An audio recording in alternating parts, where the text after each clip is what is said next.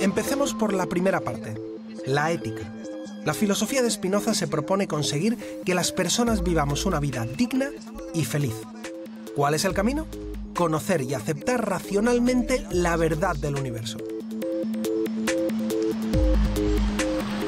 En otras palabras, si sabemos cómo funciona el mundo, estamos más tranquilos.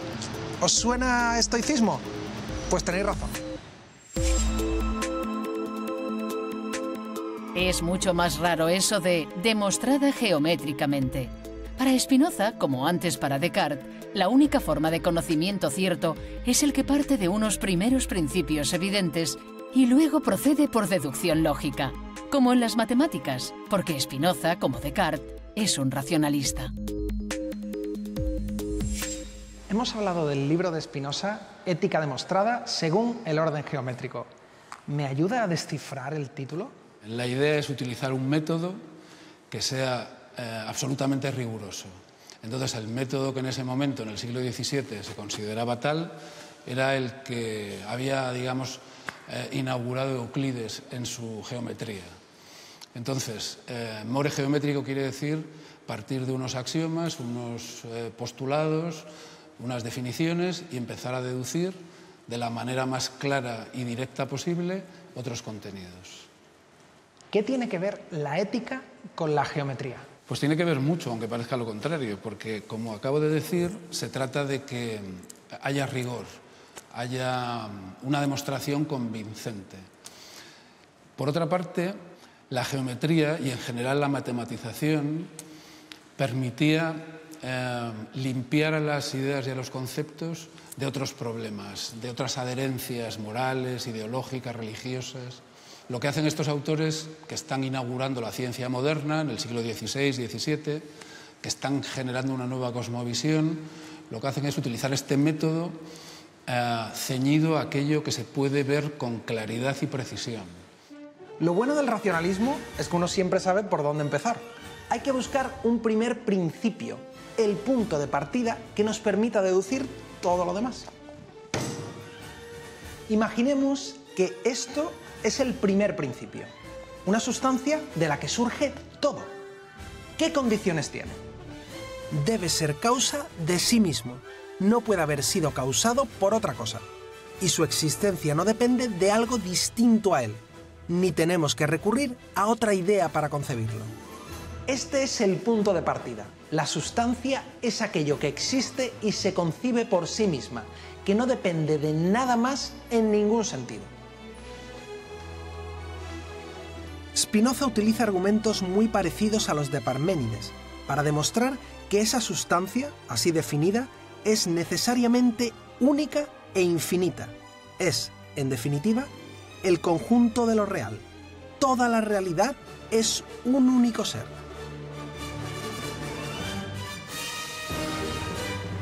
Luke Skywalker lo llamaría la fuerza. Spinoza lo llama Dios o la naturaleza. Deus sive natura.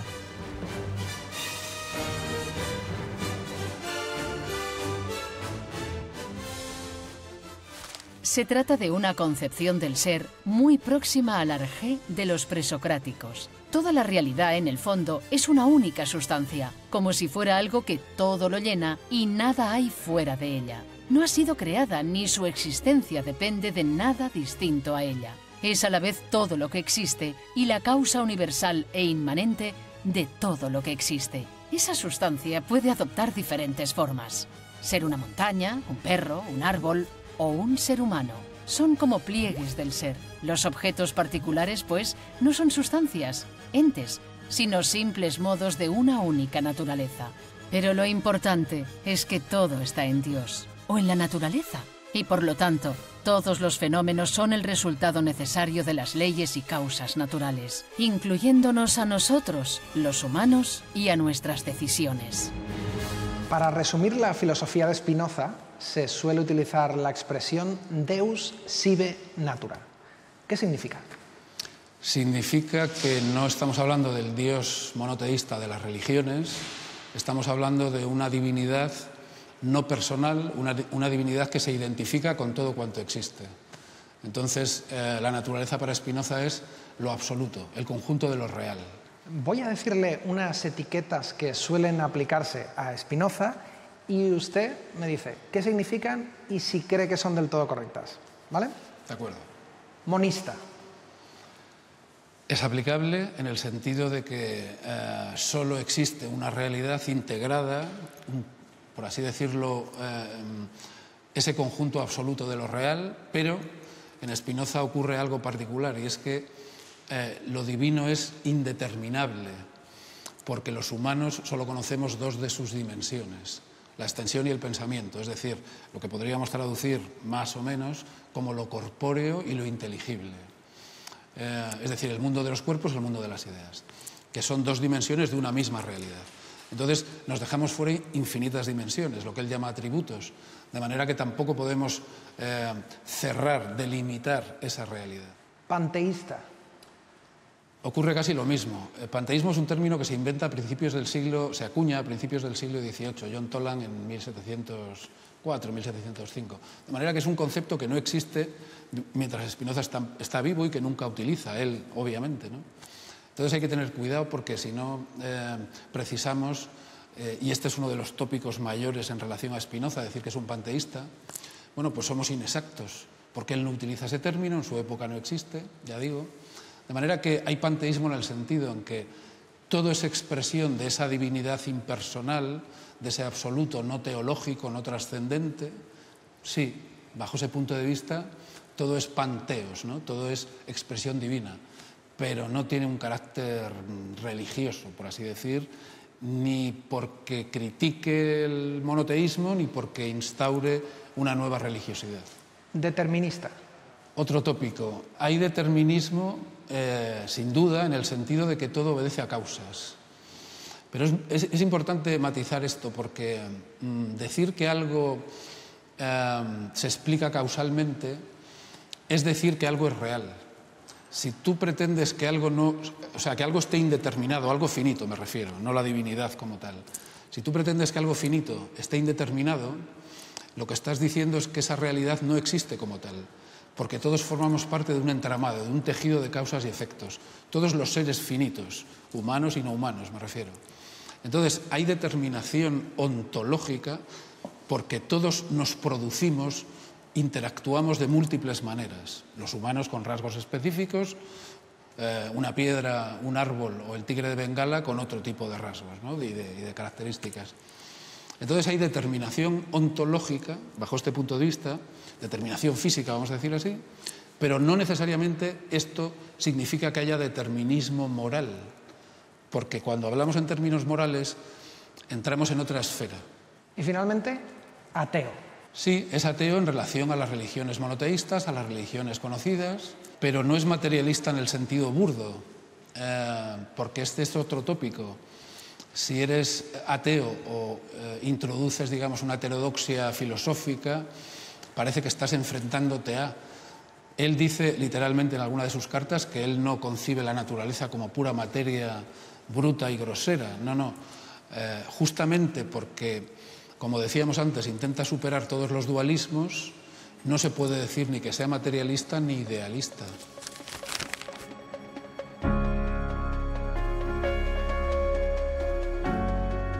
Hemos visto cómo una de las características de la sustancia es que es infinita.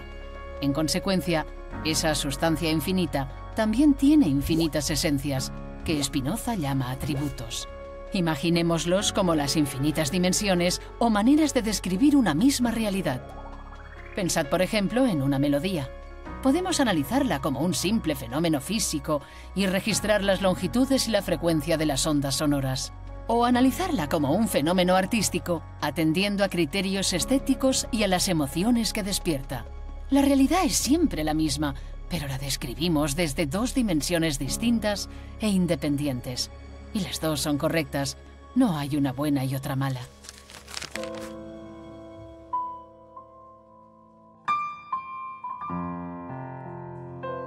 Pero aunque Dios o la naturaleza tenga infinitos atributos, nuestro intelecto solo percibe dos, la extensión y el pensamiento. Es decir, podemos concebir la realidad o bien como un sistema de cuerpos, o bien como un sistema de ideas. Los atributos del pensamiento y la extensión son independientes, pero discurren de forma paralela, como en esta melodía. Por un lado están las ondas sonoras y por el otro la música que se forma en nuestra mente.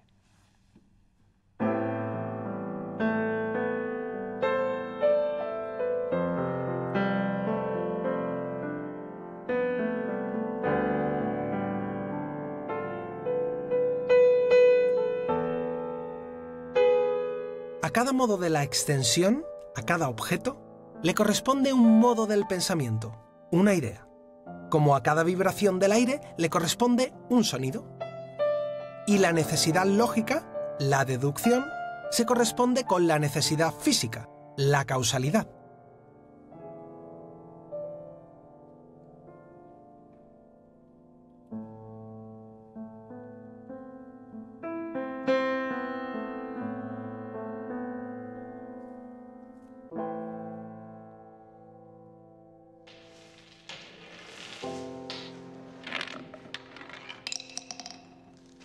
Nuestro cuerpo es una partitura y nuestra mente la música que suena. Según Spinoza, cuerpo y mente son dos maneras de describir la misma realidad, no dos cosas distintas. Y eso tiene una implicación muy importante. ¿Os acordáis de Jordi? Antes, tú has elegido por qué circuito querías tirar la canica, ¿verdad? Sí. ¿Y esa decisión la has hecho libremente? Sí. Tú me has dicho, ¿por dónde quieres tirar? Y yo he dicho, por la izquierda. ¿Y si te dijera que te equivocas? Su decisión no fue un acto de libertad, por la sencilla razón de que el libre albedrío es simple y llanamente una ilusión. Solo hay una realidad, y esa realidad es un sistema natural en el que todo cuanto sucede es el resultado de una secuencia de causas. El dualismo de Descartes nos consuela. Nuestra mente o alma es autónoma y libre, pero la ciencia actual está mucho más cerca de Spinoza. La cuestión mente-cuerpo es un tema clásico de la filosofía. ¿Cuál es la postura de la neurociencia con respecto a esta dualidad? Pues desde la neurociencia se ha visto de las dos formas, ¿eh? Hay posturas más dualistas y menos. La tendencia que en este momento existe y que de hecho viene a recapitular un poco el conocimiento previo es que la mente es una propiedad emergente de esa red biológica de conexiones neuronales que tenemos en nuestro cerebro. ¿Y cómo encajaría en todo esto el libre albedrío? Quiero decir, ¿existe el libre albedrío para la neurociencia? A ver, aquí lo primero que tendríamos que hacer es definir qué es libre albedrío. Entonces, desde ese punto de vista, sí, la neurociencia ha intentado establecer una serie de definiciones que permitan abordar el problema desde el punto de vista experimental. Uno de los experimentos más clásicos son los experimentos de Libet, ¿no? En los cuales él veía que la actividad cortical era previa a casi 800 milisegundos, se producía casi 800 milisegundos antes de la consciencia de la toma de decisión. Por lo tanto, o bien era una decisión no consciente o bien no había una decisión y simplemente era una ilusión de decisión lo que teníamos, ¿no? Entonces ese ha sido un concepto que se ha ido trabajando desde la neurociencia y hace relativamente poco un grupo en Berlín, el grupo de Heines, hizo unos experimentos de neuroimagen y se dio cuenta de que ellos podían predecir hasta 7 segundos antes la decisión que iba a tomar el sujeto experimental. Lo que pasa es que si te he preguntado en un principio a qué llamamos libre albedrío es precisamente porque ¿de qué estamos hablando? Estamos hablando de toma de decisión motora. Y además es curioso porque a pesar de ello, en ese proceso, en esos 7 segundos, tú puedes decidir vetar esa acción, ¿eh? O sea que en cierta medida ahí se imbrinca también el concepto de responsabilidad. Es decir, no porque tomemos la decisión de forma subconsciente o porque nuestro cerebro la tome por nosotros, que al final tendríamos que decir si es nuestro cerebro el que la toma, somos nosotros, ¿no? Otra cosa es que no llegue al plano consciente hasta 7 segundos después. Pero incluso así, eso no nos quita responsabilidad sobre lo que hacemos. Y llegamos a un tema muy importante. Si no somos libres, ¿qué sentido tiene la ética? Si nuestras acciones están determinadas, quiere decir que no existe el bien y el mal, ¿no? Las cosas no son ni buenas ni malas, son como son.